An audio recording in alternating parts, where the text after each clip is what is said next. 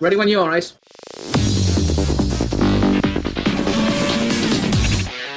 All right, welcome everybody to our final World Superbike Pre-Race Show of the year from Portimao. Steve Martin, Jonathan Green, you look in someplace very ancient. You have ancient pillars behind you, lit up beautifully like you're in the Parthenon or something, but you can't be because you're in Portugal.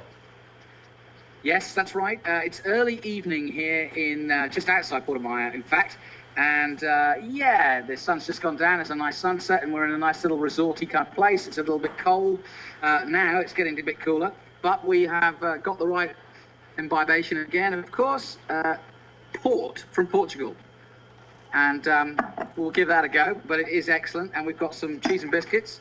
And just for your soccer fans, Sporting Lisbon are playing up the road, and that's the big soccer match tonight for the Champions League. But of course, we're here to talk about a bloke in yellow, a bloke in red, I should say, with a bloke in yellow and otherwise, bloke in red and a bloke in blue.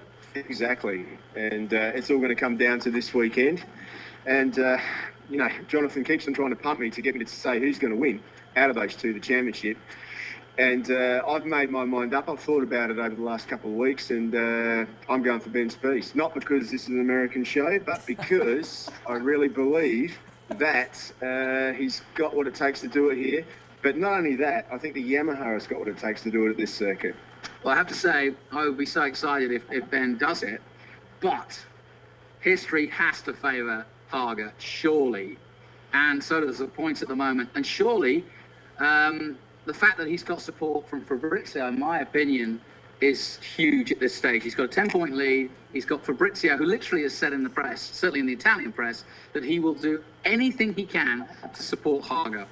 And look at the double win that Bayliss got. Bayliss won, I think, the first race by 7 seconds. Now, neither of these guys are Bayliss, but, you know, it just shows you how good the Ducati can be around here. But listening to my learned friend, Spies has never stopped talking about how confident he is here. So quite honestly, it's really anything goes. I think the key is what Fabrizio does or doesn't do. In my opinion about Fabrizio, I'm not so sure that he can be up there to challenge Ben. The only thing that he can do is T-bone him off the circuit. He's fast and testing. He was in testing. I mean, we've seen he's already had one go at doing it, hasn't he? Well, I mean, you know, and that is not a joke. I've got a feeling that if he's on the front row, he will try to get into that first corner before Ben. Ben's impossible to stop into the first corner, but Fabrizio's just going to go, well, I've got nothing to lose. And he will, like you said, we've already seen it at Bruno. He will have a go. Might be another year's extension on the contract, perhaps. And as long as he paints on his helmet, "I love you, Ben," or something like that, it's all good. Well, he's done that before already.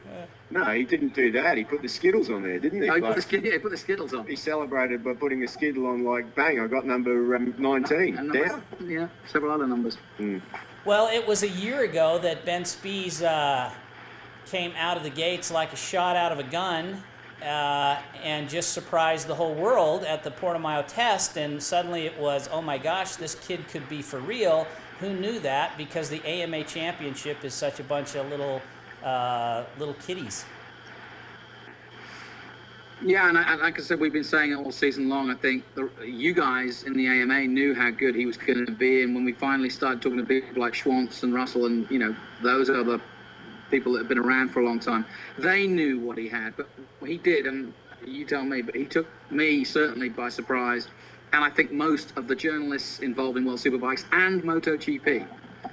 Yeah, I mean, he had some great rides in MotoGP last year as well, and he came over here. I don't think anybody expected him to do what he did, because we haven't really followed his history and seen his history like you guys. Like, oh yeah, we hear Ben Spies at the end of the year wins the championship, but we haven't been able to watch him through, and we haven't watched him be groomed. When you look at his career, he's been groomed from 17 years old. He's been riding Suzuki all that way through Yoshimura Suzuki with one of the absolute best American Superbike teams that there is. Peter Doyle and all of those guys in that team, they really know how to do a good job. And he's had that following all the way through. He's got Tom Houseworthy, who's been with him all that time. He's managed to bring him with him. I can only think of one other rider off the top of my head that's done that, Valentino Rossi with Jeremy Burgess. Well, and before that, Mick Dillon. Yeah. With Jeremy Burgess. Yeah. So, All right. Well, what else aside from the championship being decided? There's also a World Supersport on the line, right? Or is it Yep. kind of out of touch now?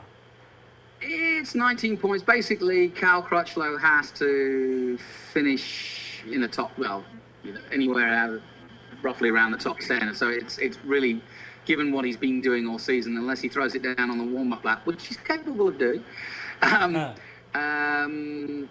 he's pretty much got it in the can. Having said that, this is Laverty's home circuit, Parc Algar, of course. They've been testing here. In fact, both of them have been testing here. But quite frankly, I can't see anybody taking it away from Cal. The only thing to consider is with the Yamaha, they've had a lot of bad luck. If you remember a couple of years ago now, Kev Curtin only had to finish the race in 8th position to win the championship, and he got knocked off or he fell off. So it's not over until it's over. And yeah, he's got to make it through a couple of practices and a race yet. Yeah, I mean, when you look at Cal's style, he doesn't know anything except fly out. Like, he really rides on the action and it's sort of difficult on out. That's a pity because it would have been really good coming into here to see what he could do. But I don't think either is going to win the race because if you remember what Sofoglu did last year, he steamed away when he made his comeback to Supersport. Yeah, I mean, let's remember Sofoglu's got nothing to lose as well. I mean, he's in the right aggressive mood. He could play a bearing on this outcome of the race as well. He's going to try everything to take out, Crutchlow if he has to.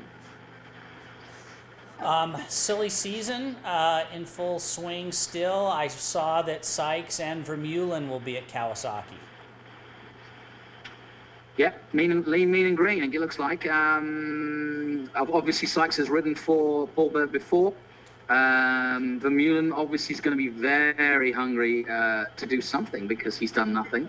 Obviously in MotoGP, but like so many MotoGP refugees, Shaky Byrne, James Tozer now, they come back here hungry.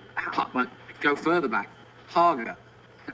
They come back here looking for, to regain the impetus that they probably left World Superbikes with. So I think that team particularly is going to be interesting. And so to Honda and Suzuki. Yeah, definitely.